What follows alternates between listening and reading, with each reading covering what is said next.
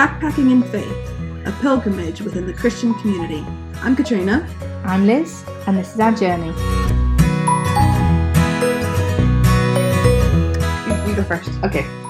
Why do I have to go first? Because I'm gobbier. Because you talk more, and it comes easier for you to talk more. And I like going second, just to make sure people don't die doing whatever it is they're doing. All right. Hi, I'm Liz, I'm Katrina. and this is our podcast. We're called Backpacking in Faith. We want to just be recording our conversations, which are very interesting. Very. Because we're interesting people. We are. And we're very funny. We are that. We are actually fantastic. Just take our word for it. Yeah. We're Christian. No need not to trust us then. No. No. Christians don't lie. No. Never. I've been a Christian for 9 years. Yeah, about 9 years. How long have you been a Christian for? I would say I was a Christian all my life, but that's just like religious Christian. Yeah. Okay. More seriously, A follower of Christ.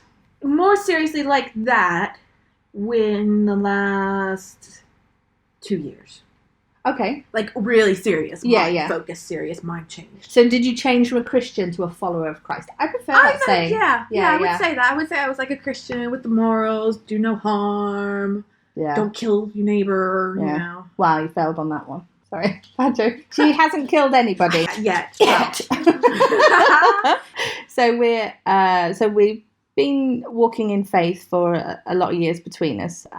We're both married to non-Christians.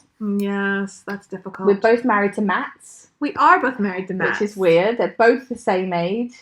Are they? No. My Matt's younger. My Matt's your age. Oh, okay. So he's a bit younger. We're all in the same sort of ballpark figure. 29. Plus VAT. There's no VAT. Just 29. You keep telling yourself that, sister. I will. Clearly, Katrina's American. Wow, they could have thought I was Canadian, eh? No, she's definitely not Canadian. She's far too mouthy. I'm clearly English. Yeah. Oh, wait. What do you mean mouthy? What you talking about, Willis? There you go. Exactly. We live in the Shire. The Shire. Gloucestershire. We both got boys.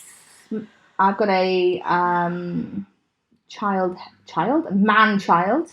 He's heading off to uni next year. Very big child. Yeah, he's a big one. And then I've got a younger one. My youngest and Katrina's oldest are around the same age. Just a few months off. Yeah, different school years, but around the same age. 2 months. 2 months. 3 Yeah. months? No. 3 months. 3 months. Yeah. 3 months difference. And then you've got the other two more. All boys. All farts. All poop. All the time. They are a blessing.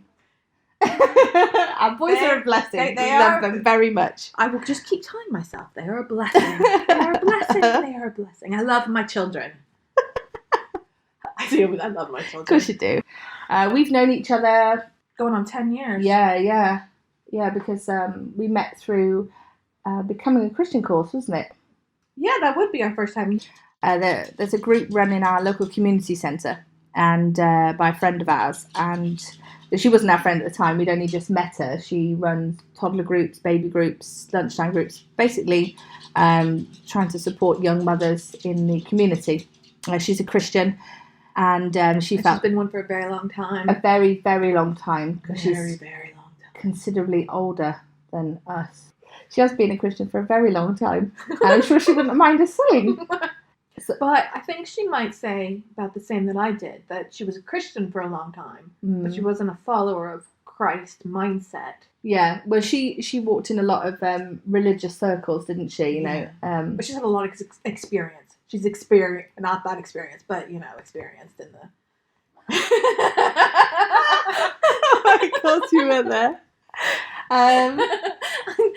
So she was running these groups, and a toddler group.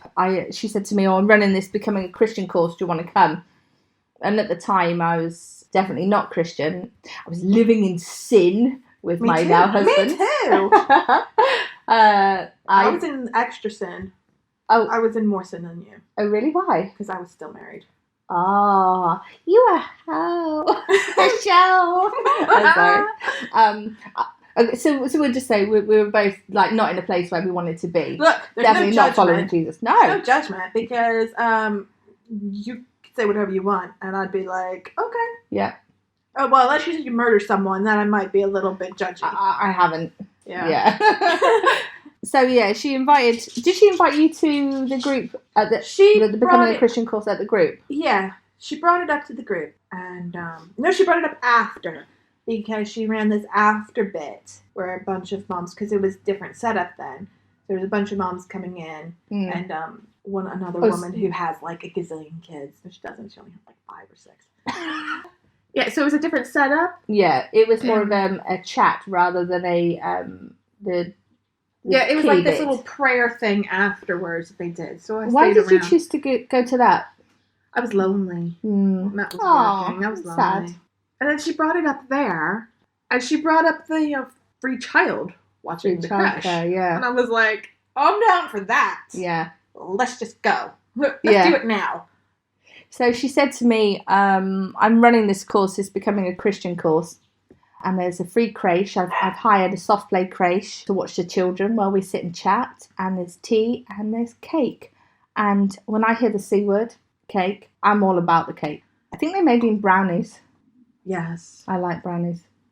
It was, and Judy, I wasn't 100% sure about her because she was very outspoken about her faith. Very. And I wasn't 100% sure about what the heck she was going to try and get me into. But the pull of cake and free childcare and getting out of the house, because at that time, Matt had been made redundant.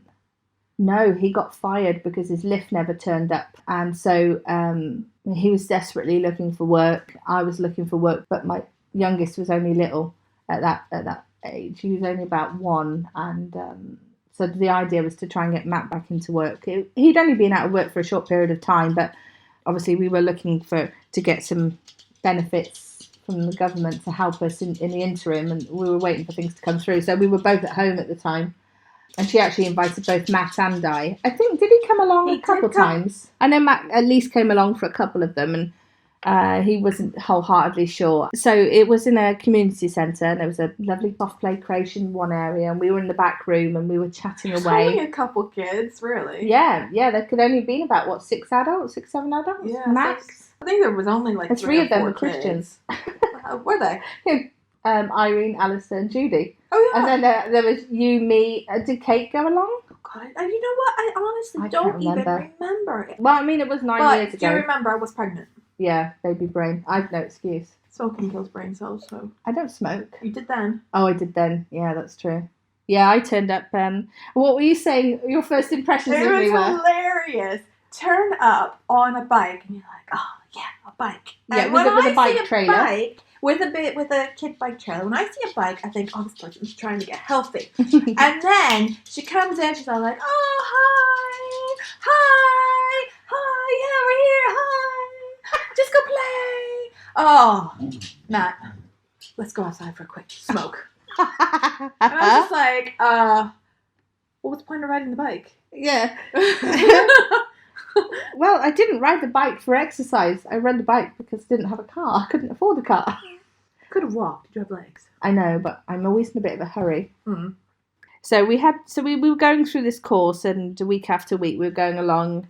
And actually what Judy was saying was, it was getting through to me. She was talking about applying faith, trusting in Jesus, applying faith and seeing him change your life. And I was in a bit of a mess myself, not just financially because my husband losing his job, but, family relationships. I was, I had a very destructive relationship with my mother, and I had no relationships with my siblings, and life was pretty hard actually.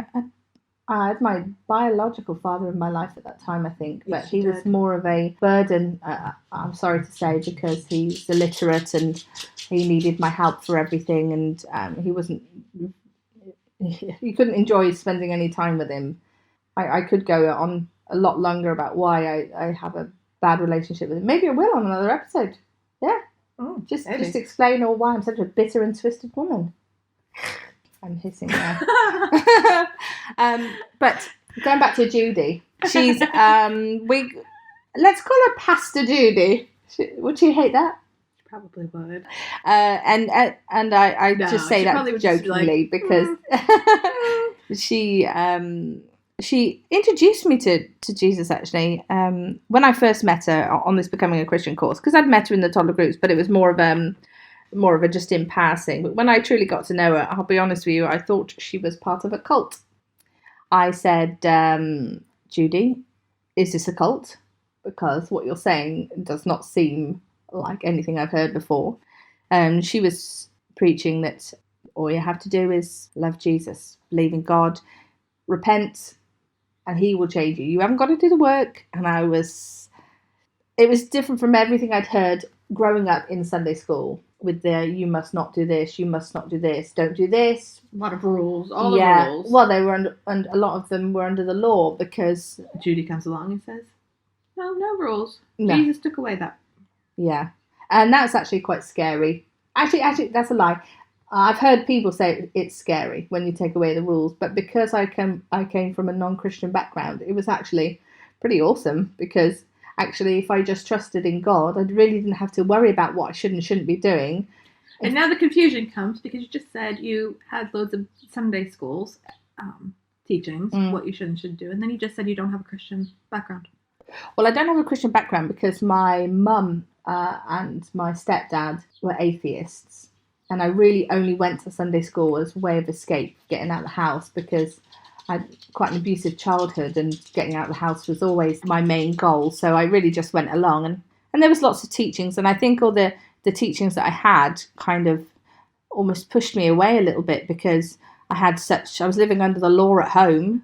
And then I would go along to Sunday school, it was lovely because they were loving, but it was also they were very much under the law. And besides the fact, even if I had given my life to Jesus when I was younger, I wouldn't have been able to go to regular church, find a regular church family, because that's just not what my family were about. You know, I moved around to 8 different schools when I was a kid. I moved schools 8 times, and I moved house about 40 times. So my childhood was very unsettled. So I never had the consistency. So saying that, we lived in one area for about 4 years, and I went to the same church on a Sunday for about a good 18 months. But to be honest with you, I loved the people. That's what I went for, because they were just such a loving family and so kind, and that's what I really wanted. So I wasn't really looking for Jesus when I was going to Sunday school. I was looking for love. Obviously now I know that they are the same thing. I just, at the time, I couldn't put the two together. Well, you weren't taught to put the two together. No, I wasn't, no. But, I mean, now knowing what I know that these people loved me because of Jesus, you know. And maybe they said that at the time, and maybe, you know, because I didn't have faith at the time, it was like they never said it at all. You were also still in a very bad situation. So when you're in when you're in a home like that, your mind isn't focused to hear it. Your mind is in survival. Yeah. And it's hard to click. Yeah. Because you went to a lot of Sunday schools and stuff, didn't you? You went to a religious school? I never went to Sunday school. I went to Christian school. Okay. And my mum put me... one long Sunday school? Yeah. All the way through the week? Yeah, my mum put me in Christian school because my birthday fell after the cutoff date. Okay, yeah. October, isn't it? Yeah, to go into public school.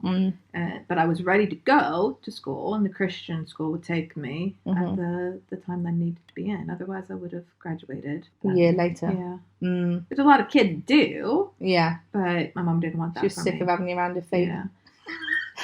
Wonder how that feels. She was sick of having me around. She put me in What school. did you do with your oldest? Put him in school. A year earlier. But you know, he was ready. He was ready, yeah. He was ready. Yeah. He was ready at 2 to go to school. Yeah. Every time he passes school. My school? Michael? No. In time, son. He still loves school. Yeah. He still loves school. I don't quite understand the concept of the Christian schools over there.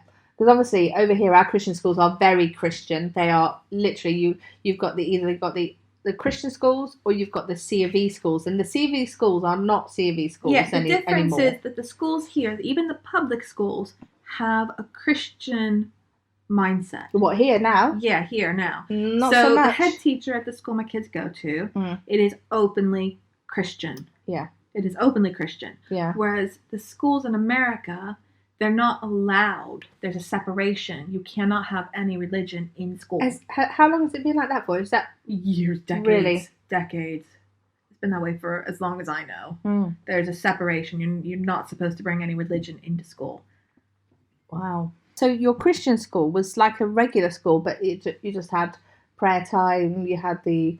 It was very. Because I'm picturing a Catholic school. I'm picturing nuns now. It is.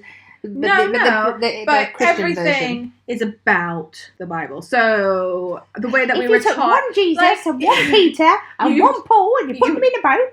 You joke, but yes. Shut up. So, like, instead of singing 1 little, 2 little, 3 little Indians, it was 1 little, 2 little, 3 little apostles. Shut up! Really? Yeah, that's hilarious. That's excellent. So everything was replaced. Yeah. With the Bible. Basically. Fantastic. So when we memorize stuff, we memorize passages from the Bible. We memorized. Okay, so you went in there from as soon as you could go to school. And I was there until moving up to middle school. So all of these schools you were in a Christian school, not all the way through your education, only up until middle school. I could have been all the way through my education. Right. But I decided to come out at middle school. You decided or your mum did? I did. Right. Because the teacher in the school that I was going to was horrible. Really? Horrible. And the rumor was he was chosen to teach the class up. You know, I was chewing on a pen one day. This is horrible. I remember this clearly. I was chewing on a pen, and the pen exploded in my mouth. No. And he said, I don't want any interruption. So I'm sat there with ink in my mouth, thinking I'm going to die. Yeah. And I wasn't able to leave the room. So eventually it got to the point where I had to. Yeah. And I just rushed out, went to the toilet and threw up. Yeah. And I don't like throwing up. So that is something. Yeah. I will always remember it. I will always remember. And I was humiliated. But that's why I decided to leave. Because he was supposed to teach the upper class. Okay. So and your mum let you make that decision? Yeah, no. That's my mum cool. was fine with it. Yeah. Because then she didn't have to pay. Yeah. They also require you to go to so many services a year. Right. So you have to become part of the church. Right. And you have to attend so many a year. And she hated going to church. Isn't because that they judged her madness? as a single woman. Yeah. Do you have to pay for a Christian school, but you don't have to pay for a state school? Or what's more important? Your faith or an education without any faith? I think that's madness. Well, it's considered a private school, so you have to pay for it. Yeah, but it's run by the church, so surely you shouldn't have to pay for it. Well, they have to. I don't know. Anyway, wow. So yeah, so then I went to public. So how old would you have been when you left Christian school? Oh, I'm trying to 6th grade. What would 6th grade be? If I started at 4 in kindergarten, so 5 would you been about 11? First. Yeah, I guess 10 or 11. So you should have remembered a lot of Bible verses then. Yeah, I don't. That was my really long point. So you've forgotten everything you learnt. Yeah, basically. Oh, that sucks, man. All those years of extra learning, It's all in there somewhere. I learned Spanish as well. Oh, yeah, can you speak When Spanish? when I was in Texas, they taught us Spanish. Do you remember any of it? No. So after you went to your Christian school, we didn't have anything to do with any faith after that. Because your mum was Mormon for a period. Oh, this is ages later. How old were you? I was 20, 21. Oh, okay. So you were an adult. Yeah. Mm. And she was working with a couple Mormons. Right. And they just were really nice. So she did the same thing you did. She went to people looking for love. Mm. Instead of looking to Jesus, she looked for people to love her. Because they're Yeah. very caring. The Mormons are very caring people. Yeah. Every Mormon I've met has been very caring, very compassionate. Yeah. They care about the people. And it shows. But they've got some really weird rules. See, my only experience of Mormons is the made-for-TV movies, you know, where some Mormon kidnaps somebody and, you know, that sort of fun stuff. Oh my God, Mormons kidnap people. Oh my gosh. No, I've never. Are you talking about like the Mormons that have like multiple wives? No. I can't. It was quite a big story because I googled it afterwards, and it was made based on a true story. No, I don't know. Well, what was the Mormon in that? Which book was I reading about Oh, I know. Yeah, I've got a book that Judy lent me. It's about Mormons, actually. And they were giving a brief history of where they started and how this dude, who was actually a convicted fraudster, told everybody how God had come to him in a dream and had shown him where to dig up these golden engraved passages. Yes. And so he dug up by this tree. And I mean, nobody ever saw these golden engraved passages except him. And he was going to show them to his friends, but actually they disappeared because God told him not to show anybody. So they just disappeared. So that's why I struggle went back to God, apparently. That's why I struggle with Mormonism, because it's based on a fraudster's story. We got really off track here. Yes. Let's reel it back. So you didn't really have much faith growing up other than your Christian school? There was a basis, and I would say that my family had a base morality. Yeah. So you were raised by your grandparents. Were your grandparents Christian? Well, my grandpa maybe not. My grandma would have said she was Christian, I think. Yeah. But then the Mormons came. Yeah. And my brother is an arguer, so we argued with them all the time. And they like being argued with. They enjoy it. They enjoy that argument. Well, not the Mormons that turned up at Judy's house. Do you remember that? Maybe English Mormons are a bit different, but American Mormons like to. Do you remember that? They turned up at the house and they said, "We'd like to come and we'd like to speak to you about Jesus and share our word." And I saw that they had the Watchtower magazine, and I said, "Oh, actually, we're having a Bible study. Would you like to come in and we'll pray for you?" No, it's fine. We'll leave you to it. Goodbye. It might be just the English people that don't like to argue. I got one of them faces. People don't like to try and convince me. I got this face. You can't. They can't see They can't see it, but it's a very serious face. Watch. I don't know. Oh, I got a bit of a double chin when I do that. I'm not doing that again. That's unpleasant. Yeah, so the Mormons came. Yeah. And my mom backed off a little bit, I think. Right. After a while. But my grandfather was beginning his descent into illness. Right. He had degenerative issues. Macular degeneration, neuropathy. He had, basically his nerves were dying. Is that like dementia? He had dementia as well at the end. Yeah. But that's just old people dementia. Okay. Okay. No, it wasn't Alzheimer's or anything like that. Was filled with toxins, right. And the toxins were killing his nerve endings. Mm. So all of his fingers, his toes, up his legs, he couldn't feel them, and they were like ice cold. And how did you feel at the time? Did you how did you feel faith wise at the time? Like when he was going through those sort of things, were you angry at God? I didn't think about it. I was working nights.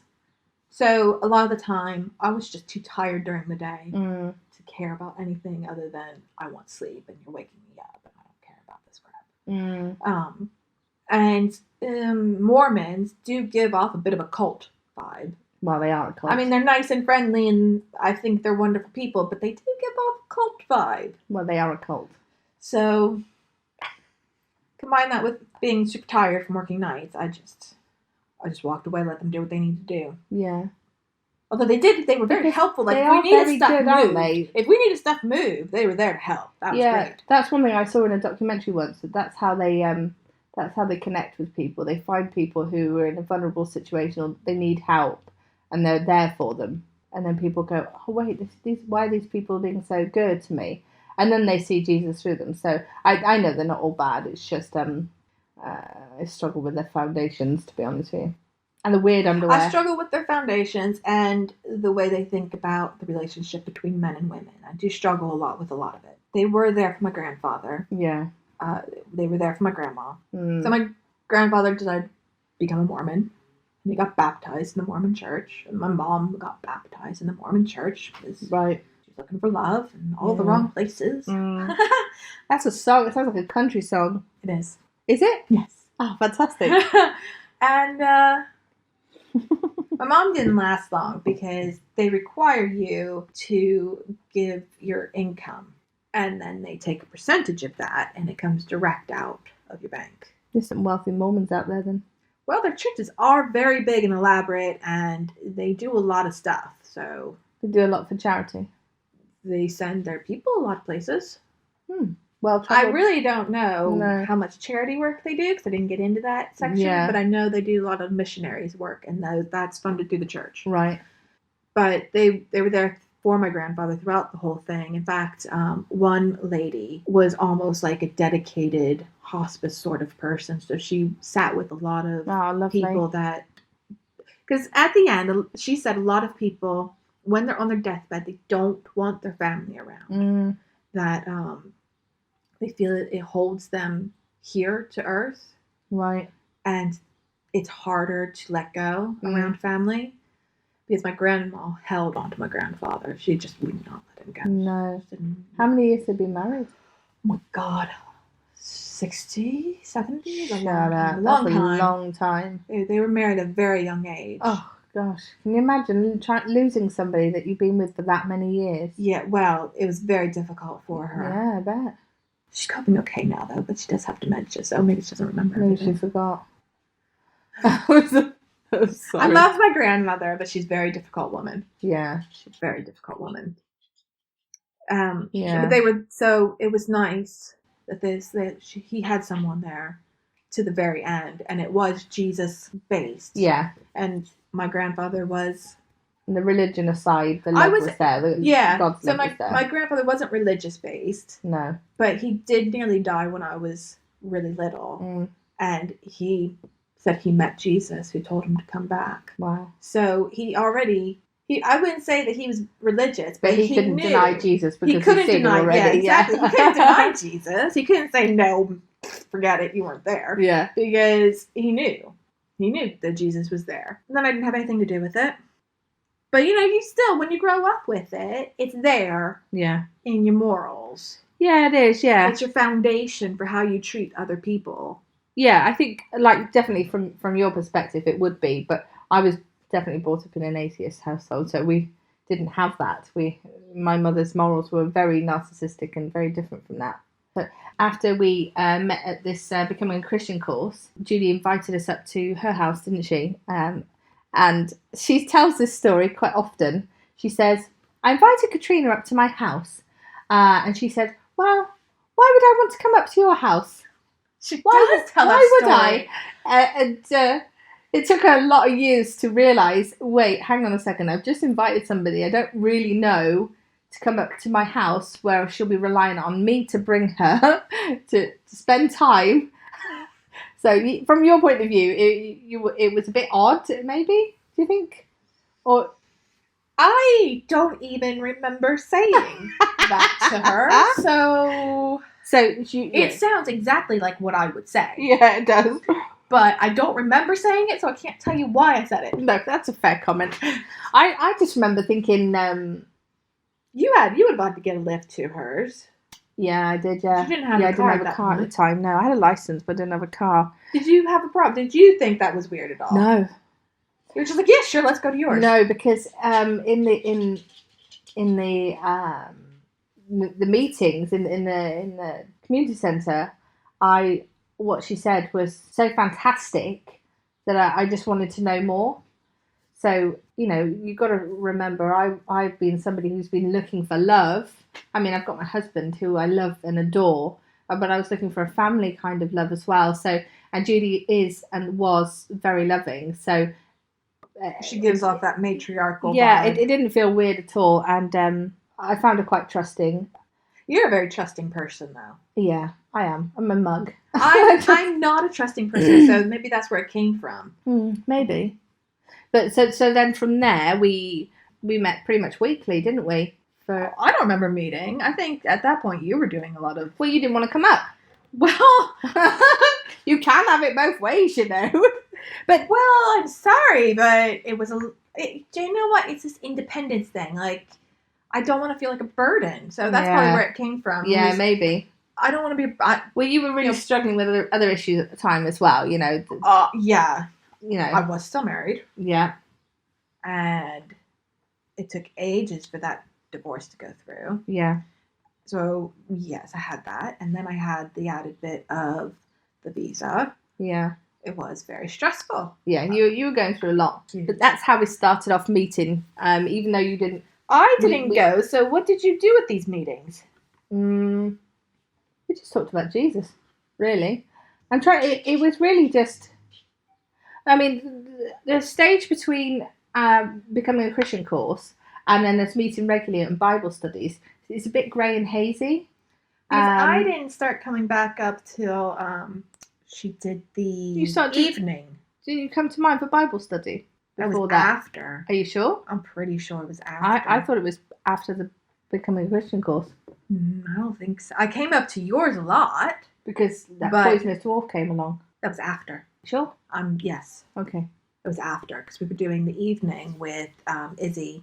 Oh, yeah, we were. Yeah, I remember. And then we had to stop doing that because Matt started working late. So I couldn't go anymore. And then we started meeting at yours during the day. Yeah. So I didn't have anything to do with it until the evening one. I can't even remember how long that was into it, because it just feels like we've been meeting forever. Yeah, you were meeting forever with Judy. Because you were really close with Judy, and I was like, I don't understand. But if she thought that I was thinking something weird about her asking, then of course she never asked me again. No, well, I mean, I was really close with Judy because I will talk about that when I give my testimony. But currently, what we've been doing for the last few years, we've been meeting at Judy's, sometimes other people's houses, but mostly Judy's because she lives in a big house. We meet, we have a time of fellowship for about half an hour, and then we have some Bible study. Yes. Yeah, that's pretty much it, isn't it? Yeah. There's occasional events which we don't really go along to because my youngest doesn't enjoy group activities, and same with your middle child. Plus, I can't drive yet, so yeah. Plus, I think you get to a stage in your life, like as a parent, where you're just done with little kid stuff. You know, I've got nearly 18-year-old, 17-and-a-half-year-old. I feel like I'm done with the little children's stuff. It's not in my heart. I've got a little children's stuff. And you're done with it. I'm still done with it. I'm still done with it. But I would describe all those guys as my family still. I love them all very much. And up until a couple of weeks ago, we've been meeting regularly, weekly. But I feel like it's time for a change. I feel like there's a season for everything. And at this time, this is a season for something new. So this is kind of where we're at, isn't it? Because it is. It's not a season. We're not giving up. So Matt is, I've got to tell you this now. So Matt's been watching this Westboro Baptist Church. He came across something. Oh, gosh. He's not going that way or anything, but it intrigues him because they're just so fucking mental, right? They are. I don't even know where they come up with some of the crap. He was listening to it last night, and I can't tell you how angry I was. I mean, I get angry when I think about them. But I sat over there and he sat there listening to it. I said, you need to find some headphones now because if I listen to that anymore, I'm going to get really fucking cross. I felt it in here. I was so, so angry. How dare they?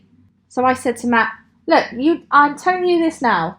There was a prostitute who was about to be stoned or she committed adultery. So that made her a prostitute. Yes. So Jesus stood in front of her and said to the leaders, the Pharisees, don't you dare throw a stone. This is. If you haven't sinned, you can stone her. Those who cast, you can cast first stone, all that sort of thing. Those without sin cast the first stone. Exactly. So I said that to him. I said, and that woman from Westboro Baptist Church is going, "You're a sinner. You're a fag enabler." I hate that. I hate it. I absolutely hate it with my core that there are Christians out there spouting such bullshit in the name of God. I mean, they are literally the worst people on this earth. You know, you can kill a person and repent. You know, you can lose your shit, do something really stupid, and live with that guilt your whole life. You can repent, right? And God will forgive you. But as a Christian, if you continue through your life saying, God hates you because you're a sinner. You are literally like the worst person. You are, instead of bringing people to Christ, you are driving them away. And if you're not driving them away, you are corrupting their minds to do it to other people. It makes me sick. Because after just reading The Heavenly Man for a second time, because I've finished listening to an audiobook now, and everything that he goes through in his life to bring people to Jesus, right? And he's still doing it now. He's still touring the world, preaching the message and bringing people to Christ every single day. Hundreds and hundreds of thousands. And then you've got the Westboro Baptist Church, who have got this platform, who have got money, who have got privilege, who have got... and they use it for such destruction. It makes me so fucking cross. I'm sorry. That's the devil. That is the devil. I'm so mad about it. Can you imagine? That's probably how Jesus felt when he went into the temple and he had like this righteous anger of the devil. That is exactly righteous anger. The devil is here and corrupting a place that you were supposed to be worshiping my Father. Yeah. You're supposed to be communing with him. Yeah. And here you are corrupting this sanctimonious place. And then he just tossed all the tables. And I'm not surprised. I'm gonna fuck shit up. Just goes in there and goes, BAM! Good for him. Yeah, good on you, Jesus. How dare you? How dare you? That's what I felt like. It was righteous anger. That's what I was feeling last night. It's exactly right. I sat there and I felt it from the actual core of me, the same place where I feel like when God's speaking to me, right? I feel it in my soul. I feel like that's taking God's name in vain. It's not just it's just beyond it. You know, when people go, oh, God damn it, don't take God's name in vain. It's a very small portion of taking God's. When you use the church as a platform for hatred or for power, that's taking God's name in vain. You're using God's name and you're putting a vanity to it. Yeah. Your own vanity in there.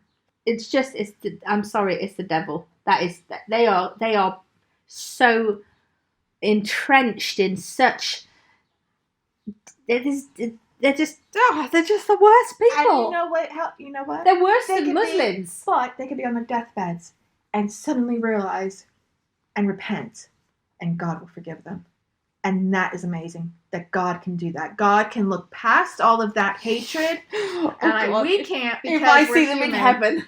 You won't know that because God forgives. It's a complete white slate. Thank goodness that He sees our soul. He knows. That's what it means when it says that He knows who we are before we are born. He knows the soul that He created that is meant to be. And that's what we strive to be. That's what we want to be. That soul as pure as possible. But we won't get there because we're human. Yeah. We won't get there until we die.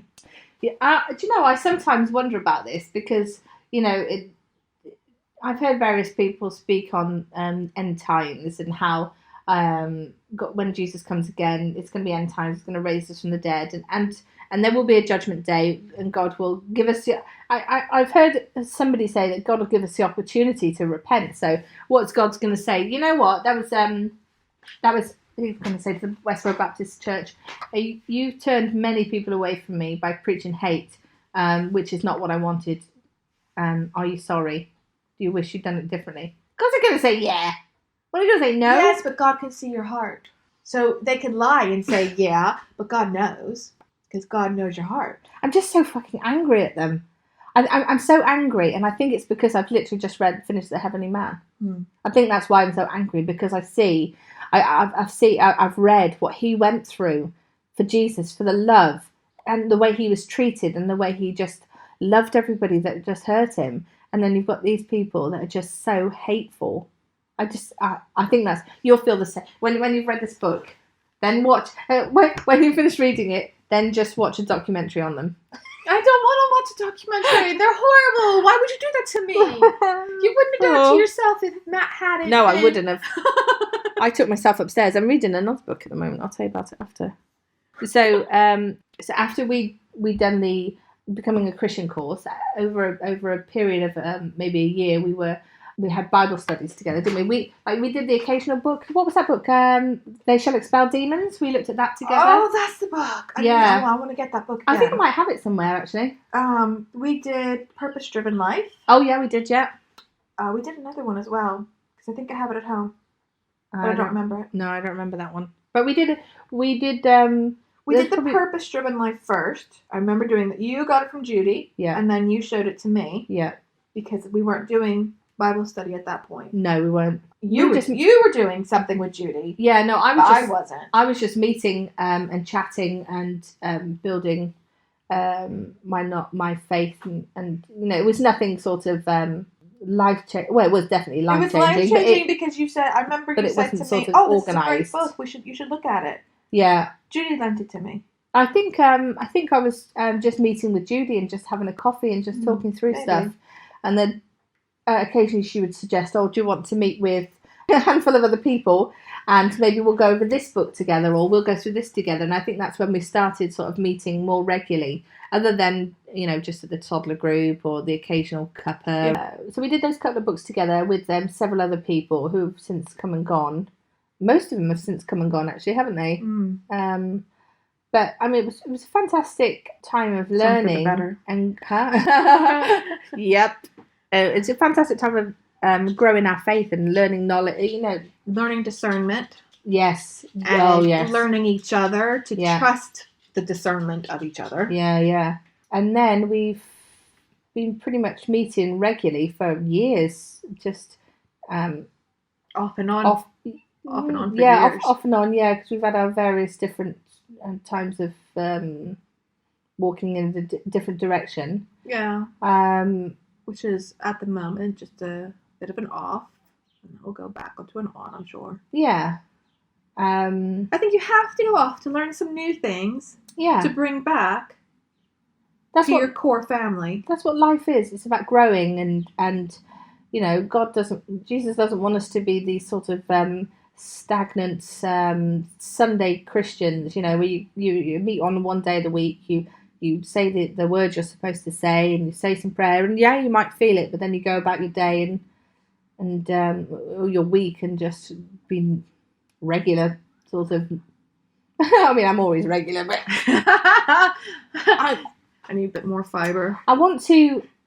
I'm at a period of my life where I want to really grow my faith.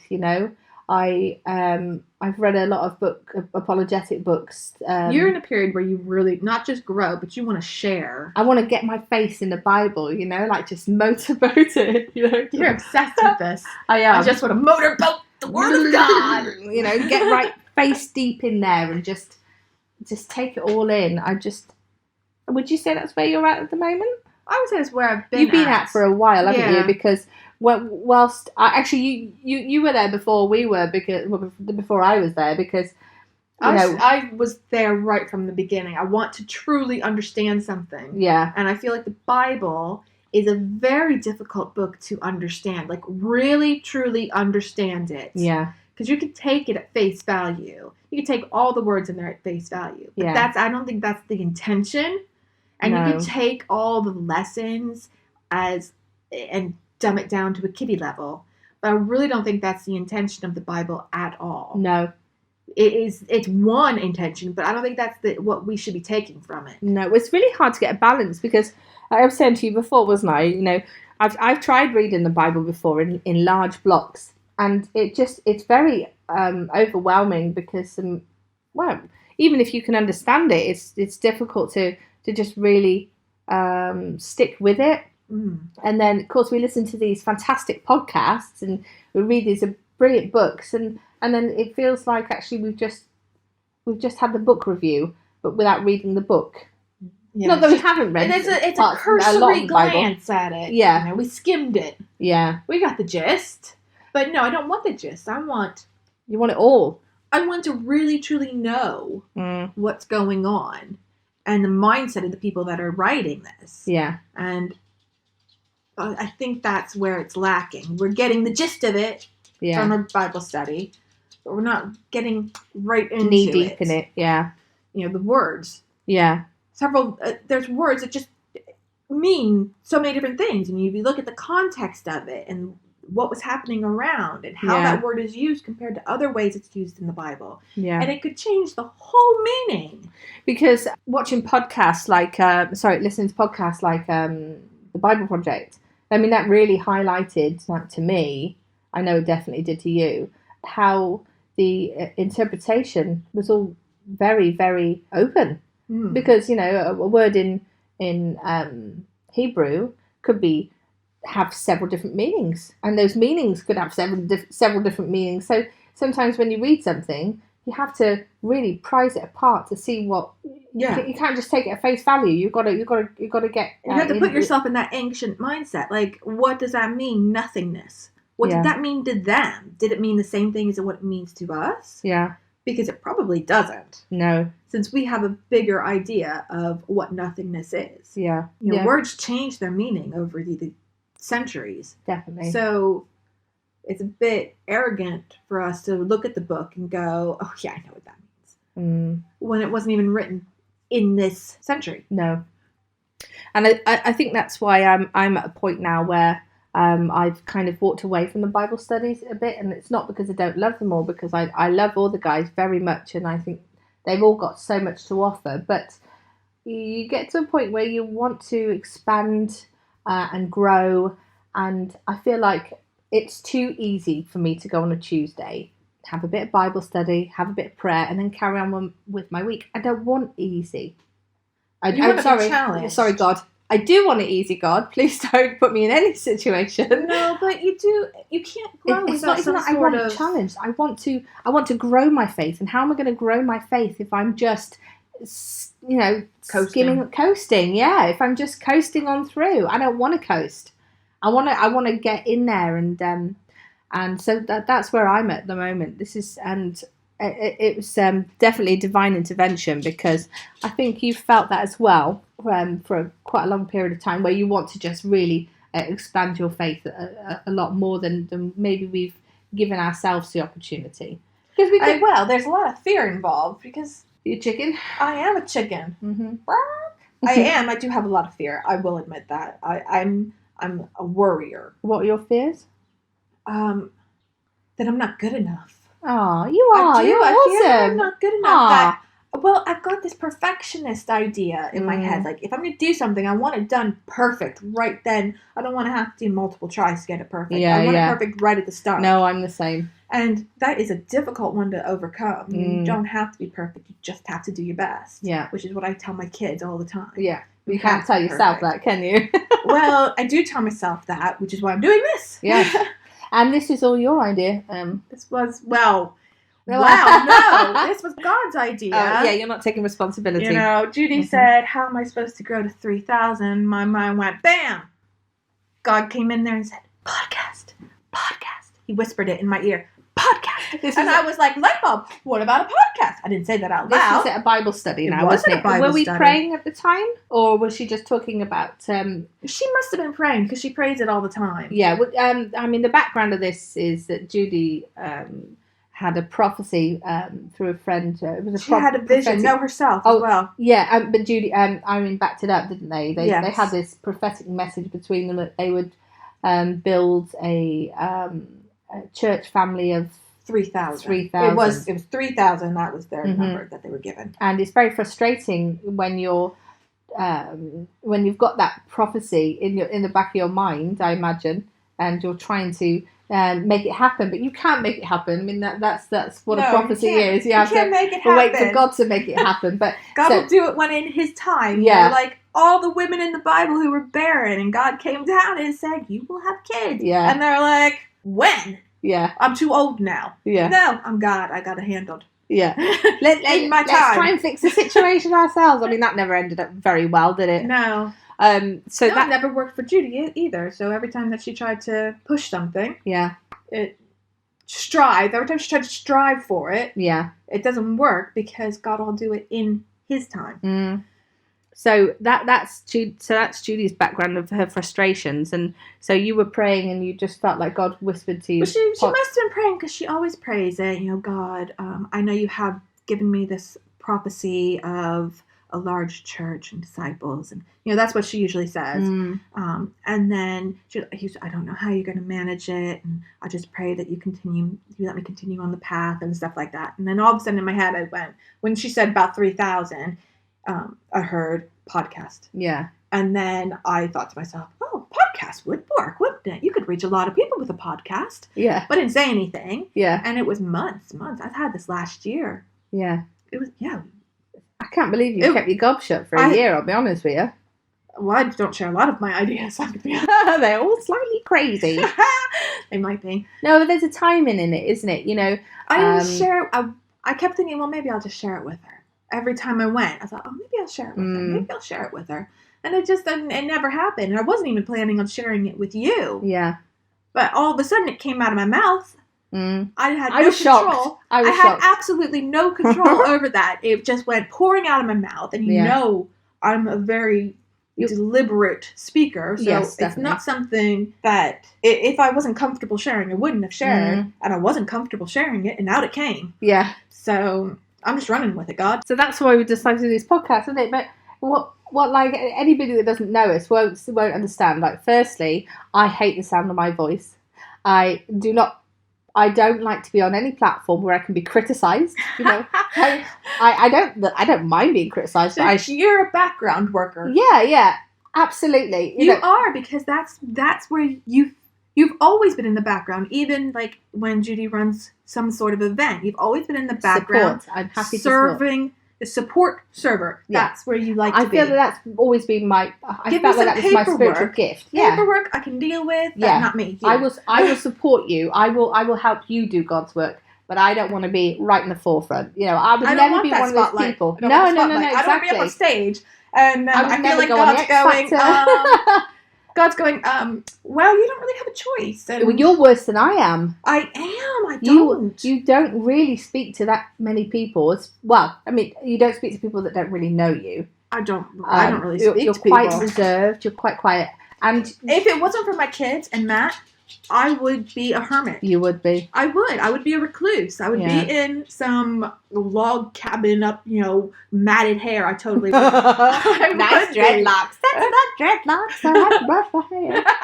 I don't own a hairbrush. I actually haven't brushed my hair in like a week. I was going to say that. That's just the sort of person I am. So being in any sort of spotlight, I didn't even want to get married because of the spotlight. Yeah. That's my biggest concern was, and people looking, don't look at me. I don't want to be looked at. Yeah. So, I would not even comfortable with this idea now it came. Yeah. Plus, and it has to be God, right? It definitely does, because this isn't comfortable for either of us, because I'm an outward thinker. So I don't think a sensible thought in my head and process it and then say something intelligent. Actually, I just think as the words are coming out. So I say a lot of stupid stuff. You think things through a lot, and then you think it through again, and then you take a long pause, and then you say something, and it's always very good, very clever. So this doesn't come naturally to us. So when you said to me, I came round to see you, so you can cook me lunch, because you're a very good cook, thank you very much, and you said, so I've had this idea, I'm just going to say it. What do you feel about a podcast? And I was like, what? Okay, that's fantastic. That's really cool. Let me think about it. Let me just think about it. And then I had, as long as I need to think about anything, like 5 minutes. That's a really good idea. Because you did say that, because I remember saying, I'm on the same. I don't even know why I said it. Yeah, exactly. But one thing I did want to say is that both of us have really felt very strongly that we wanted to share our faith with others. But neither of us, I think personally, I haven't felt good enough to share my faith. I'm not confident enough to go on the street and wave the Bible around. See, for me, it's not about confidence. I want to be more knowledgeable. I want to be more rounded. To defend in case someone comes up and says, well, Jesus wasn't a real person. Mm-hmm. Well, my faith is so strong, and I thank God for it, because it's got me through a lot of times, right?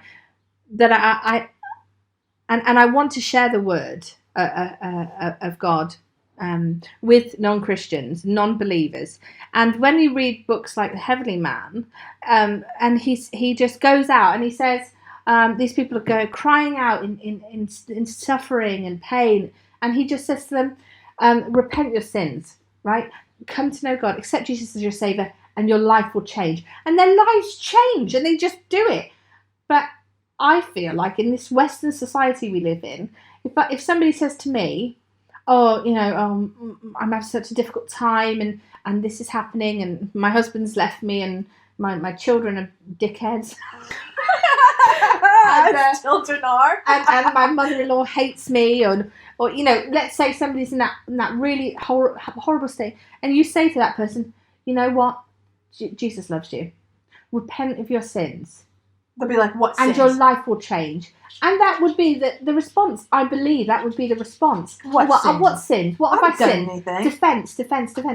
So, like, for us to be able to find people in these terrible situations, which isn't difficult because, I mean, loads of people are struggling. You know, they're all around. They're all around. We know people who are having an awful time. We go right next door. And we could say that to them, but that's not what they want to hear, because actually people want at Western society, people want an instant fix. Instant gratification. They want to get it sorted now. So not that God can't do that. No, of course he can.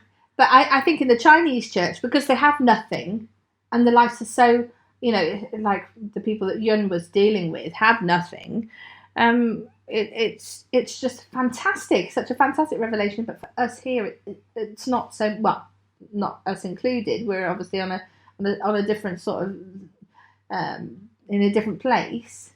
I think I want the knowledge, and I want the information and the conviction. I have the faith. I know it's true. I know it to my soul. I know it to my core. But I want to know more. And I think the idea of our podcasts are for you and I to kind of record our journey on equipping ourselves to be better disciples.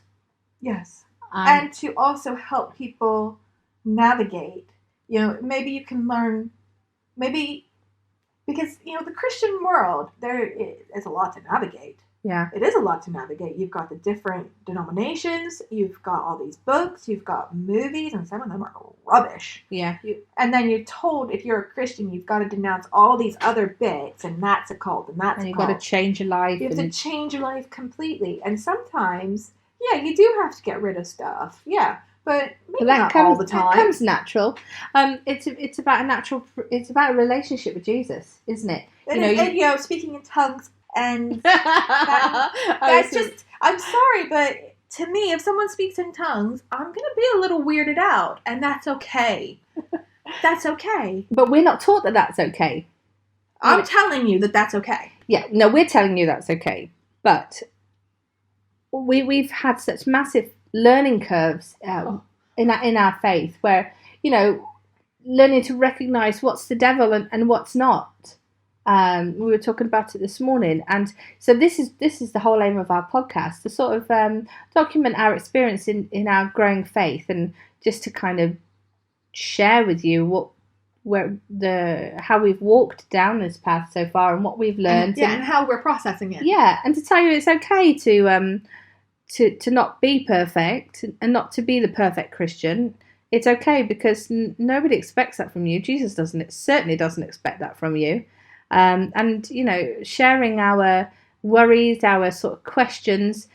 We've found, like a lot of Christians we know, not a lot of Christians, but we don't know a lot of Christians, but we found that there's just some things that aren't spoken about. And so if you don't speak about these things, you can just be quite isolated, and, you know, it can be the thing that turns you away, can't it? Don't you think? I think so, yeah. It's what turned me away for a while with Judy, you know. Yeah, because she is so faith-filled and so loving and caring and Jesus-centered, that when I had any sort of questions, I didn't feel comfortable bringing it up to her, because she almost glossed over it, like, oh yeah, well, whatever. Well, there was a period of your life where it was a real struggle for you, wasn't it? And I think you felt like you weren't able to find Jesus in that terrible time. And I think we could have been better Christian sisters to you to help you. Looking back, you were as good as you could be. You were going through a lot as well, and you didn't know how to deal with. You didn't know how to deal with it. No, Judy definitely didn't know how to deal with it. Yeah, but you know. It is what it is. Yeah. But I think that's generally why we want to do the podcast, isn't it? Yeah. You know, we want to just share our walk in faith, and the reason behind our podcast name, Backpacking in Faith, is we were both very much touched with a sermon we heard through Audacious Church. The guy was talking about the various tools. Is that? Yeah, I think that's what he said. That we would fill our backpack, that we would need in our walk with Jesus. Both of us really felt very sort of connected to that.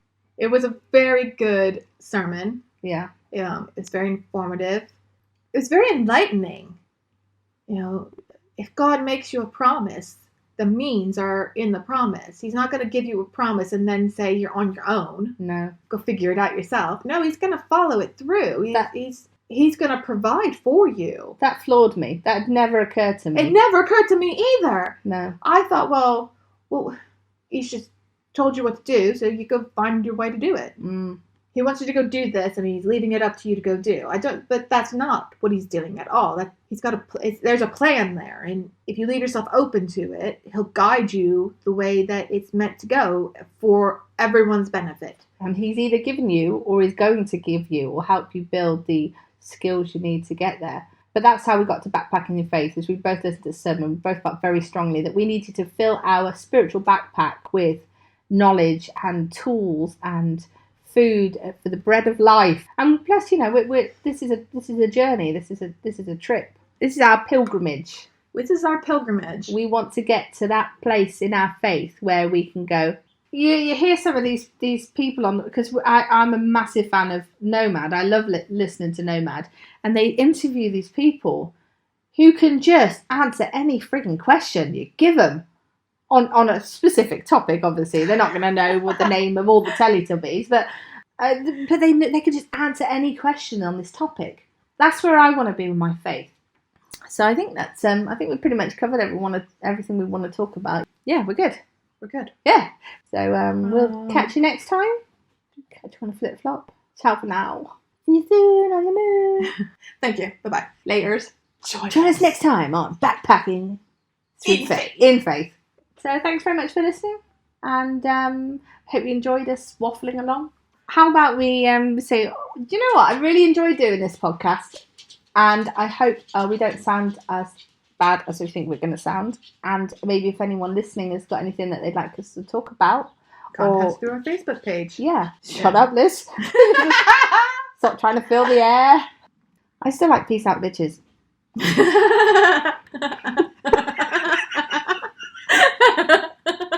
I nearly wet myself doing that. Bladder of an 80-year-old. Oh, stop talking, Liz. Oh my God. Full of shit. I really do. If you have any questions, contact us on the Facebook page. Yeah. Until next time. All right. Bye. You can't help yourself. I don't know what to say. I just said to say peace out. If you have any questions, contact us on our Facebook page. Until next time. Bye. Bye from me. And to also her, but she already said goodbye in a very long-winded way.